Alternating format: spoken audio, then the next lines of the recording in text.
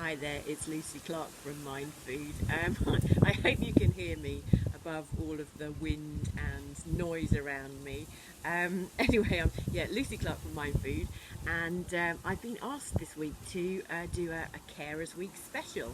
I was invited to do this by the amazing team at the Sycamore Lodge in Acton, and it is a great honour because there are about 7 million carers out there, and we'd just really like to take this opportunity to say a huge thank you, and just to say how in awe we are of all the work that you do to look after loved ones and to give them the very best care you can. It's just so incredible, and frankly don't know how you do it, so keep up the good work. At MindFood, we help people with stress, depression and anxiety, and we do that by teaching food growing alongside tips and techniques to improve well-being. And a number of the MindFood family are carers, and we know that in recent times you've had a whole extra heap of challenges to deal with, and we know that most of you will be worrying for 2 and possibly more members of your family. So I'm going to assume that if you're watching this video, you know what it feels like to have a fried or frazzled brain, and that happens when you've been living under a lot of stress for a long amount of time, and there comes a time when your brain just says, right, come on, enough's enough. I'm not taking on any more information. I've had it. and feeling frazzled and burnt out is just no good for anyone. And so and one of the key things for carers is you can't pour from an empty cup. So I'm here to ask you, and just really to check that you are looking after yourselves. We're really big on self-care at MindFood, and we'd like to share a couple of ideas that can make a huge difference to your well-being. And hopefully then that's all very empowering stuff. First of all, as you'd probably expect from a gardening and mental health charity, we are super keen to get everybody involved, connected with nature. We're obviously not the first to come up with this, and actually a lot of research has been done into just why nature is so good for your well-being. And in the field of positive psychology, there's even a theory called attention restoration theory that goes some way to explain how nature works for us. And what it does is it says that there are 4 key elements that work together, first of all to settle a busy brain, and then secondly to nourish it and to help it perform in a more helpful way. So the elements are escape. So nature offers a world away from everyday pressures, a completely different environment to immerse yourself in. It offers extent, so that's the second element. So we've got escape, and then we've got extent. And extent is the fact that nature's an endless subject, and there is always something new to learn.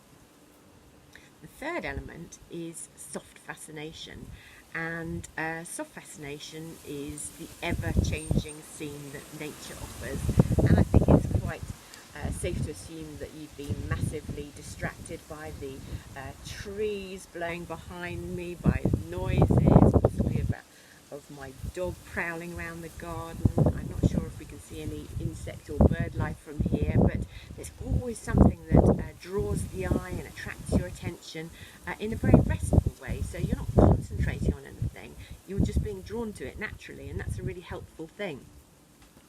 And then the fourth element is compatibility. So if you want nature to work for you, then it absolutely will.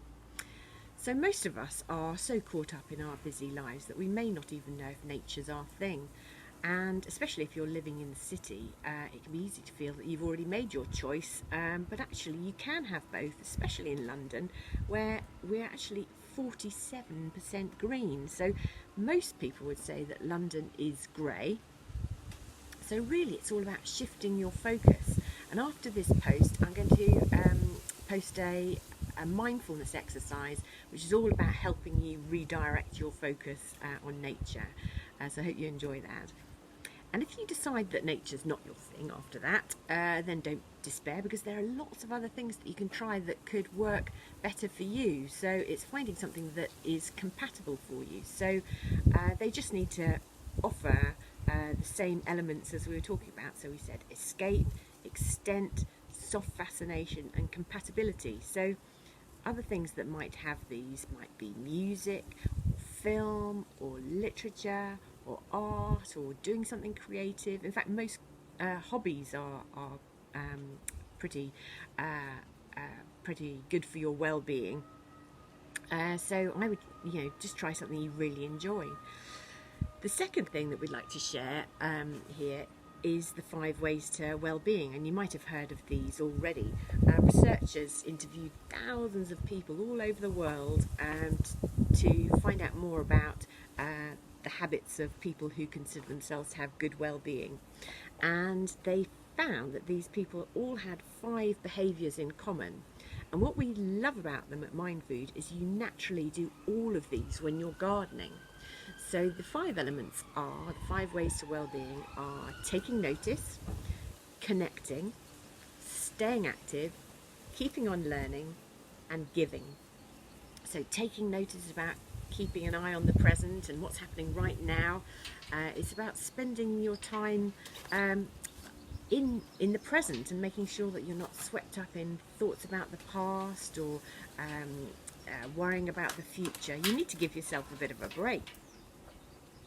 And the great thing about gardening is it is very good at sweeping up in the moment. How many times have any of you gardeners nipped out into the garden just to pick one weed and then come back 2 hours later?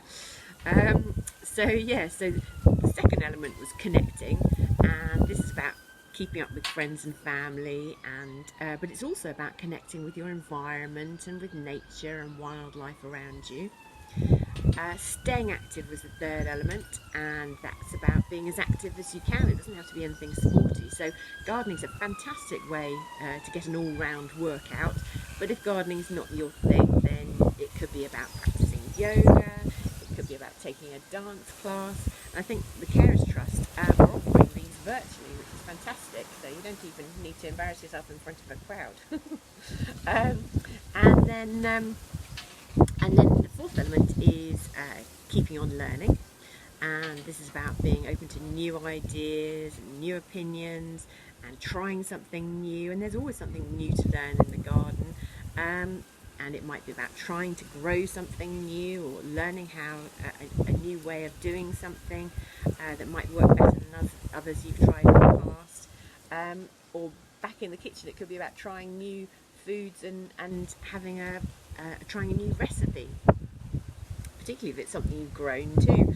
And then the final one, and it's the one that we're going to be rounding off with, is giving. And usually when I talk about this one, it's about telling people that small acts of kindness make a big difference to your mental health.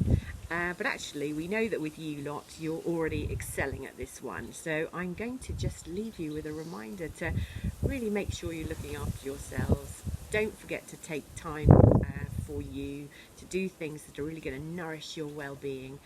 You totally deserve it, so just grab some time for you. I hope you enjoyed this. We are in complete awe of the work that you do.